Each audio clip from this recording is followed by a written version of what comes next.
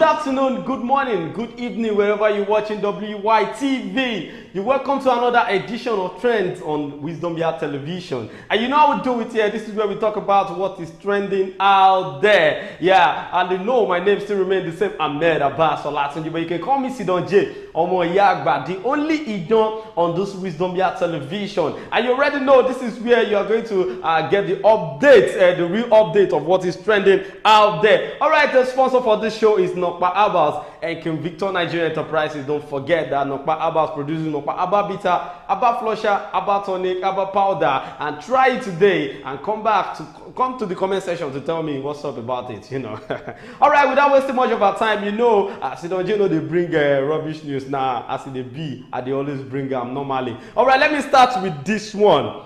You know, apparently something happened in Imo State whereby the NLC boss, the NLC chairman himself, the president of Nigerian Labour Congress, Joe Ajaero, was being beaten by the Nigerian police force. You know, men of the Nigerian police force beat him, and they tried to, like, you know, do all sorts of things to him based on the fact that they don't want him to stage a protest in the secretariat of Imo State. But then people now said that what the Nigerian police force has done is not that okay. That now what happened to Joe Ajaero that particular day on Wednesday was that they had to, you know, take him to the rush him to the hospital, and now got into the hospital. They said what happened to him no be smart, you know, that it is more than the way we expected. That Joe Ajaero now, the case now is to fly him out of Nigeria to abroad for good medical attention. Now I want to ask this question because I don't understand the reason why that torturing that they gave to him, although it is not normal to me, it is wrong, absolutely wrong for torturing someone that is you know, a personnel like that, you know, someone that is a dignity in Nigeria like that, has a very high post talking about the NLC. You know, NLC have no small for inside Nigeria, but then the Nigerian police force, I don't know what is going on with them these days. But as we speak now, the president of the NLC will be taken to abroad for proper care. Now the NLC members of the NLC now said, okay, because of this we no go gree. Now they've come up with a meeting today. From the statement, they said they are staging another strike. They are going on a strike. This one is not even staging protest again. This is strike. Basically strike. So the organized labor comprising of Nigeria Labour Congress and Trade Union Congress of Nigeria has declared a plan on a nationwide strike over the beating and abduction of their president Joe Ajaero, and the strike is scheduled on it will be held on Wednesday, November 8, 2023. This was made known today at a press release that they released on their page. They said, okay, we are going on a strike next week, Wednesday, and no one is stopping this, because why would they beat our president just like that? Like, what did the president do? But then that is the new update. That's the trending news that on Wednesday next week there will be a nationwide strike from the NLC and TUC, talking about Wednesday, November 8, 2023. So this was made known today at a press release, briefing on Friday, which is today, that okay, every other person that is working under NLC and TUC, no work next week Wednesday, which is on the 8th of November 2023. And I pray that Joe Ajaero regain his consciousness as soon as possible, because now they said they are going to have so many tests on him, like he's going to conduct tests like brain something, cancer something. I don't know, maybe because of just this beating. Maybe something is wrong with Joe Ajaero before, because me, I don't believe in that man, because he doesn't have action like that. He's not that active. To me, he has been corrupted from the, you know, I don't know. Joe Ajaero is not just the man for me. But then they believe so much in him, talking about the members of the NLC and TUC. So they said because of this, he's trying to fight for the masses, trying to fight for the improvement in labor of Nigeria. But then what they try to do is to abduct him and beat him mercilessly, talking about the Nigerian police. If you can recall, what really happened was that a protest was being staged in the Imo State Secretariat. That was on Monday, before some hoodlums hijacked the protest and tried to extort them. They collected their phones, collected their everything on them. They collected it on that day, on that particular day. So after the threatening from the hoodlums, the police came around and started beating every other person that is standing there, including Joe Ajaero and other officials of the NLC. So that was what led to him, being hospitalized. And then, as we speak now, Nigeria, the old doctors in Nigeria cannot treat Joe Ajaero, so the only place to treat him is abroad. That is my own question. Like, why do we just try? Why do you like doing things like this in Nigeria? Even people that we are looking up to that can fight for us, they are still part of it. They are part of the system. Well, that is just that because TUC and NLC is now going on strike Wednesday, November 8, 2023. So you should take note so that you won't say, they didn't tell me, we didn't know that there will be strikes today. It's a nationwide strike from NLC and TUC. All right, the next one we are going to be looking at is about this saga of EFCC and OAU students in Ile-Ife. Now, apparently they went there at night. They went to the school environment, in the night, and they had to, pick boys, enter their hostel, pick them one by one, blah, blah, blah, and they took them to their office. Now, the students said, okay, we no agree. We release our students because they are not fraudsters. But the EFCC said they are fraudsters. But then, as soon as the governor of Osun State heard about this, he tried to you come up with an idea of speaking with the new chairman of EFCC, which is Olukoyede. And to God be the glory, they've released almost all of them, but then we still have some of them in their custody, and they said they will release them once they are done with their investigation on them. But then the new chairman of the Economic and Financial Crime Commission, EFCC, Ola Olukoyede, has directed that sting operations at night will be stopped in all commands of the commission. Good. Now, there was a video I saw on Facebook today whereby one guy was saying something happened last week with, is it last week or last 2 weeks? Yeah, I think it's last 2 weeks. The EFCC came to his house in the midnight and they broke his door, beat everyone they met at home and took some of his, even they destroyed some of his properties, his TV, some of the appliances in the house, They just bugged in like thieves. And he said they went away, they carted away with some of his properties too. So now, yesterday, some gang of thieves came to his house the same way EFCC banged into his house. That was how the thieves banged into his house. So he was scared. He thought it was EFCC again. So he's now telling us that as from today, that he's talking about this in the video, that as from today, any EFCC official that comes to his house again, he's going to use them as victim. That because he doesn't know the difference between thieves and EFCC now, because they operate the same way. Now, I'm directing this to the EFCC chairman, new chairman. Please talk to your boys. Let them know that we are not criminal. Even if they want to apprehend people, they should go. They should do it in a rightful way, not like you banging in people's house just like thieves. Some EFCC will follow roof, enter your house.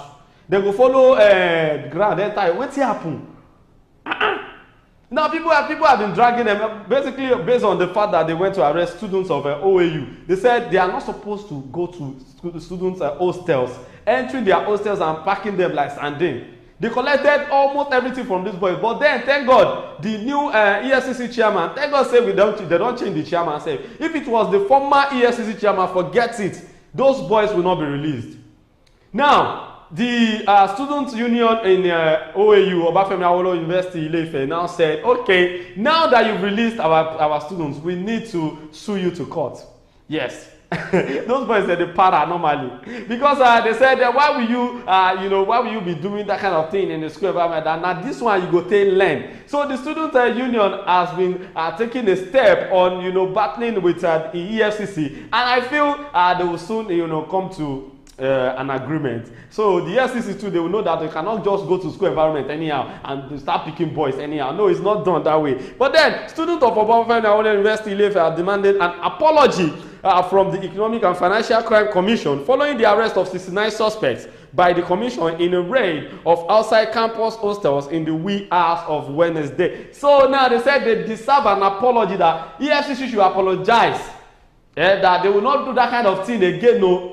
when Aluta is speaking, you know the Aluta spirit is always on point. When Aluta is speaking, they should just know that it's Aluta. So they said they should come up with something like apology message, or they should just do it officially that they are very sorry for doing this kind of thing to their students. Well, I feel EFCC will know what to do. But thank God we have a listening ear chairman of EFCC, that this man had to take time to listen to the plea of these students, and he was able to release every one of them. But we still have some of them in their custody. They said they will release them once they are done with their investigations. All right, let's go to the next one here. The presidential yacht has already been delivered, but not yet paid for. So Ndume just justified the purchase of a 160 million Land Cruiser SUV for each lawmaker in the National Assembly. Now, talking about the yacht, Tinubu has came out yesterday to say, okay, I didn't even ask for any yacht.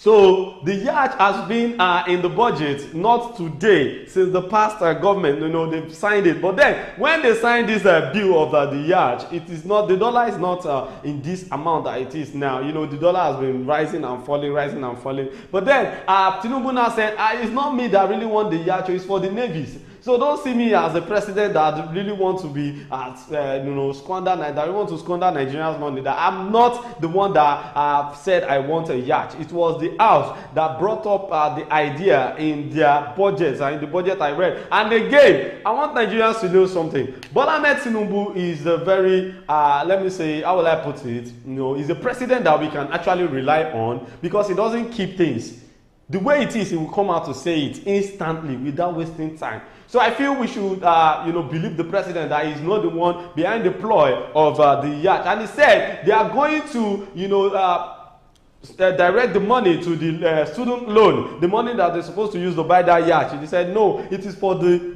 Navy, it is for them, to bring out the best. And then when it comes to security aspect, and then he said that they are going to, part of the money that was being, stable for the yacht, he said they were going to direct it to student loan, so as to fast track the student loan. At least they will still have much money for students, to collect as loan when it starts in January. I don't know when they are going to start sending us the 5k safe, because the president said they will send all of us 5k. I never see my own. Have you seen your own?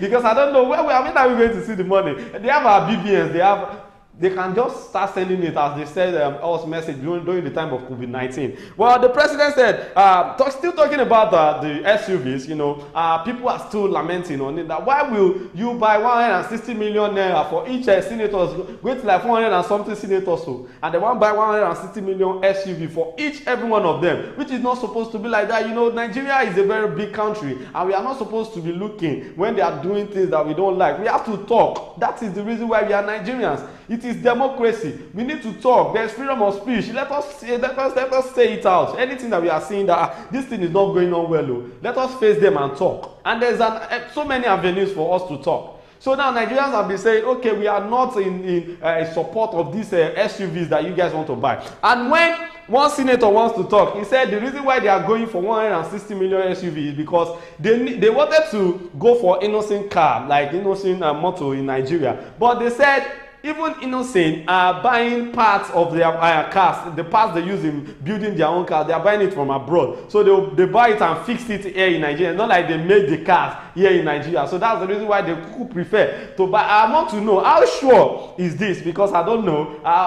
Because maybe they are just trying to say this just to save them from talks from Nigeria. So now the senator said that is the reason why they are going for the SUVs, which is the 160 million SUVs for each and every one of the senators. Well, we regard the amount budgeted for the yacht, but it was signed for $1 rate, and the new rate isn't favorable. The budget was predicated for about 435 naira per dollar, and now it is over 800 naira. So that was why the yacht money come expand, they come increase them to that level. they play. Well, Nigerians knew that you guys are just playing us. But then, thank God for our president that came out to say, okay, I'm not the one in need of this yacht. I don't need them. It is just for the navies. So you guys should just know who you want to line on. So I feel the house, there is something going on in that house. I know Tinubu will try and fix something because now he has already made it known that any minister or any senator that is not ready to work should just talk now before they remove him. Because if you are not working, you're leaving your office. That is what the president said, that everybody should put their hands on deck. They should be ready to deliver in every office they are holding. All right, the next one we are going to be talking about is about this new jackpot. For every one of you that wants to jackpot, congratulations.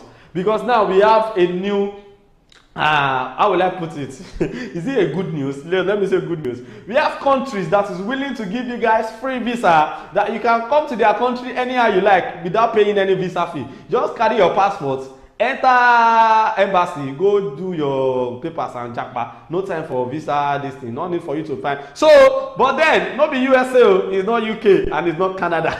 And then most of you be like, I'm going to Canada, I'm going to UK, I'm going. No. All right, the doors are just opening for Nigerians looking to have a first-time travel experience or relocate to another man's country. After Kenya and Kazakhstan, yes, it's Kazakhstan. Kenya, Kazakhstan, Rwanda, and Bahamas are now getting ready to welcome Nigerians without the need for a visa. So these 4 countries are now open for Nigerians that want to jackpot to any other place they want to go. Be it Kenya, Kazakhstan, Rwanda, and Bahamas. And I know Nigerians are there in Kenya. I know they're plenty for Nairobi.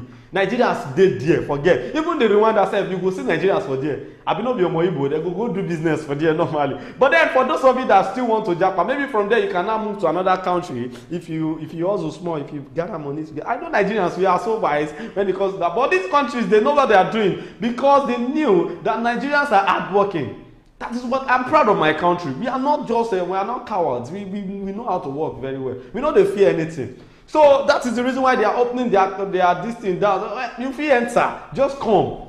We don't need your visa fee.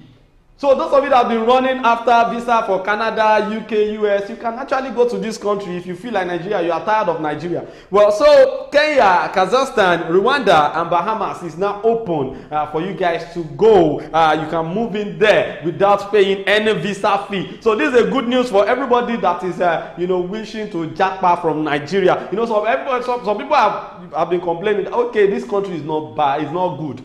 It is bad. But me, I will tell you, Nigeria is not that bad. You know, there are some other countries that is looking up to Nigeria. So even for all these countries to be saying you should come to their country, Nigerians should come there. They know what they are saying because they knew that we are hardworking as a Nigerian, as an African. But then Kenya is an African country. So Bahamas, Kazakhstan, and Rwanda said, you guys should come. There is nothing like visa fee. It is free. Just come into our country. You can come, you can go, you can come anytime you want. Even you can come as a tourist. You can come to enjoy yourself, you know. So that is where I will be ending it for today on Trends. My name remains the same, Ahmed Abbas Olatunji, but you can call me Sidon J Omoyagba, the only Idon on Wisdom Via Television. I'll see you guys next time. Bye.